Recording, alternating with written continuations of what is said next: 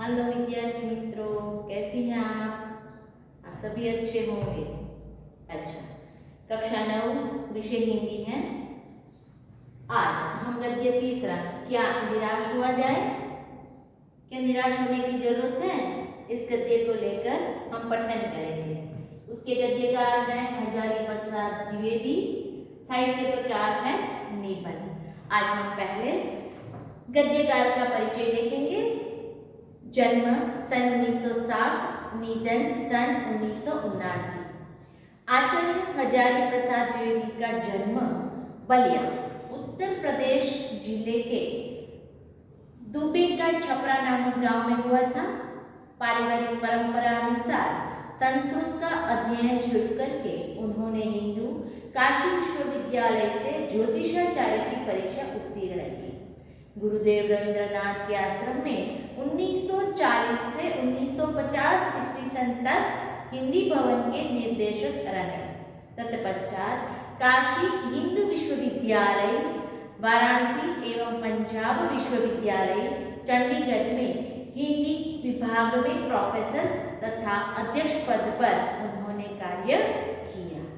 भारत सरकार ने उन्हें पद्म विभूषण की उपाधि से भी सम्मानित किया।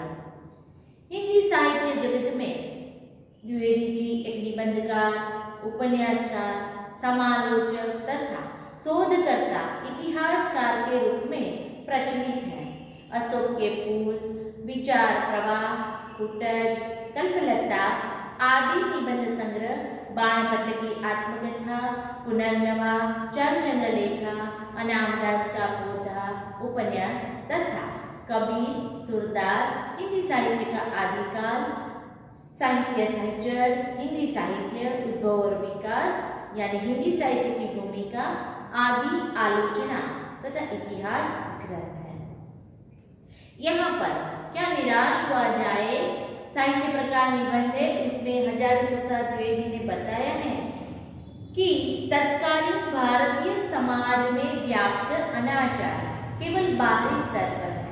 वास्तव में आज भी लोगों में मानवीय मूल्यों के प्रति आस्था कायम है। अपने जीवन में घटित कुछ घटनाओं के द्वारा बताया है कि हमें निराश नहीं होना चाहिए, अपितु हमें जीवन के प्रति आस्थावान बने रहना चाहिए। देखो, आजकल हम अखबारों में, समाचार पत्रों में यही समाचार पढ़ते हैं कि कहीं चोरी, डकैती आदि कुछ तस्करी होते रहते हैं, पर ऐसा होना नहीं चाहिए। अगर ऐसा भी होता है तो हमें जीवन में कभी निराश होना नहीं चाहिए। और कभी कभी ऐसा भी होता है कि हमारा ऐसा ख्याल है कि बड़े बड़े जो लोग हैं वो भ्रष्टाचारी करते हैं, वो कोई अच्छा कार्य तो करते नहीं हैं, ऐसी बातें ही बताएंगे। तो शायद हमें ऐसा लगता है कि सभी लोग ठगते ही हैं, पर ऐसा नहीं है। कई लोग ऐसे भी हैं जो ईमानदार भी हैं। कभी कभी हमारे गलती से किसी पैसे छूट गए हैं तो वो हमें वापस भी कर देते हैं। कहीं हम सब्जी लेने जाते हैं तो सब्जी लेने के बदले हम उन्हें पैसे तो दे देते हैं पर सब्जी लेना भूल जाते हैं। वो ईमानदार व्यक्ति जो है वो आपको पीछे से आवाज दे के आपको वही पैसे भी लौटा देता है। तो जैसे ठगी डकैती आदि तो होता है, पर उसके साथ साथ ईमानदारी आज भी जीवित है। और साथ में यह भी बताया है कि सभी लोगों का मानना यह है कि हमें सभी चीजें जरूरत से ज्यादा भी संग्रह करनी चाहिए, पर कभी ऐसा नहीं करना चाहिए। हमारा भारत देश समृद्ध है और जरूरत के बिना संग्रह करना वो वर्जित मानता है। देखो, आज हमने गद्य का सारांश समझ लिया है, और फिर भी हम गद्य का पठन भी करेंगे और साथ में उसका भावार्थ भी बताएंगे। आप अपनी कॉपी खुली रखिए, हाथ में पेन या पेंसिल रखिए, ताकि मैं जो भी शब्द का अर्थ बोलूं, मुहावरे का अर्थ बताऊं, आप उसमें नोट भी कर सकती हैं। मेरा मन कभी कभी बैठ जाता है। समाचार पत्र में ठगी, डकैती, चोरी, तस्करी और भ्रष्टाचार के समाचार भरे रहते हैं। आरोप प्रत्यारोप का कुछ ऐसा वातावरण बन गया है कि लगता है देश में कोई ईमानदार आदमी ही नहीं रह गया है। हर व्यक्ति संदेह की दृष्टि से देखा जा रहा है। जो जितने पद पर हैं उनमें उतने ही अधिक दोष दिखाए जाते हैं। मन बैठ जाना मुहावरा है। मुहावरे का अर्थ है मन बैठ जाना, उदास होना। देखो लेखक बताते हैं कि कभी कभी मेरा मन बहुत ही उदास हो जाता है क्योंकि आए दिन समाचार पत्रों में हम ठगी, तस्करी माने चोरी, लूटपाट, भ्रष्टाचार आदि ही हम देख रहे हैं। ऐसे ही समाचार दिखाए गए हैं। कोई कोई उस पर इस पर आदि आरोप लगाते हैं, उस पर आरोप भी लगाते हैं तो कोई उन पर प्रति आरोप के विरुद्ध ही उसे बताते हैं। आरोप और प्रति आरोप, प्रत्यारोप मतलब वो दोनों एक दूसरे के विरुद्धार्थी शब्द हैं। ऐसा वातावरण बन गया है कि आज देश में कोई ईमानदार लोग बचे ही नहीं हैं। हर व्यक्ति एक दूसरे की और संदेह की दृष्टि से, शक भरी शंका भरी दृष्टि से ही देखते रहते हैं। और जो लोग जितने ऊंचे पद पर हैं, बड़े ओहदे पर हैं, उन पर और ज्यादा दोष दिखाए जाते हैं। एक बहुत बड़े आदमी ने मुझसे एक बार कहा था कि इस समय सुखी वही है जो कुछ नहीं करता, जो कुछ भी करेगा उसमें लोग दोष खोजने लगेंगे, उसके सारे गुण भुला दिए जाएंगे और दोषों को बढ़ा चढ़ाकर दिखाया जाने लगेगा। दोष किसमें नहीं होते, यही कारण है कि हर आदमी दोषी अधिक दिख रहा है, गुणी कम या बिल्कुल ही नहीं। स्थिति अगर ऐसी है तो निश्चय ही चिंता का विषय है। दोष माने बुराई। एक बहुत बड़े आदमी ने लेखक से बात की थी। उन्होंने कहा था कि इस समय सुखी व्यक्ति वही है जो कुछ नहीं करता और जो कुछ करता भी है उनमें से सब लोग उसकी बुराई को ही देखते हैं। उन्होंने कुछ अच्छा कार्य किया है ऐसा तो कोई देखता ही नहीं है और उसकी बुराई इतनी ज्यादा बताई जाती है, जैसे सब्जी में मिर्च मसाले डाले जाते हैं, उसकी बुराई में भी ऐसी वैसी बातें चढ़ा बढ़ा कर ही दिखाई जाने लगती है। पर आप ही बताएं दोष किसमें नहीं होता? सभी में कुछ ना कुछ तो दोष होता ही है। यही कारण है कि आदमी एक दूसरे पर शक की नजर से ही देखते हैं, उनके गुण को वो कभी देखते नहीं है। स्थिति अगर ऐसी ही रही तो देश में चिंता का विषय ही बना रहेगा। क्या यही भारतवर्ष है जिसका सपना तिलक और गांधी ने देखा था? रविंद्रनाथ ठाकुर और मदन मोहन मालवीय का महान संस्कृत सभ्य भारतवर्ष किसी अतीत के गहवर में डूब गया। आर्य और द्रविड़, हिंदू और मुसलमान, यूरोपीय और भारतीय आदर्शों की मिलन भूमि, महामानव समुद्र क्या सूख ही गया? मेरा मन कहता है ऐसा हो नहीं सकता। हमारे महान मनीषियों के सपनों का भारत है और रहेगा। अतीत माने भूतकाल, गहवर, गड्ढा, मनीषी माने ज्ञानी। देखो जैसे तिलक हो या गांधी हो या फिर रविंद्रनाथ ठाकुर हो या मदन मोहन मालवीय हो, जैसे ये सभी जो हमारे स्वतंत्र सेनानी हैं, हमारे देश को आजाद करने वाले, ये व्यक्ति बहुत ही बड़े ज्ञानी हैं। वे लोग यह सोचते हैं कि यह भारतवर्ष क्या भूतकाल के गड्ढे में ही चला जाएगा? क्या ऐसी कल्पना की थी उन्होंने?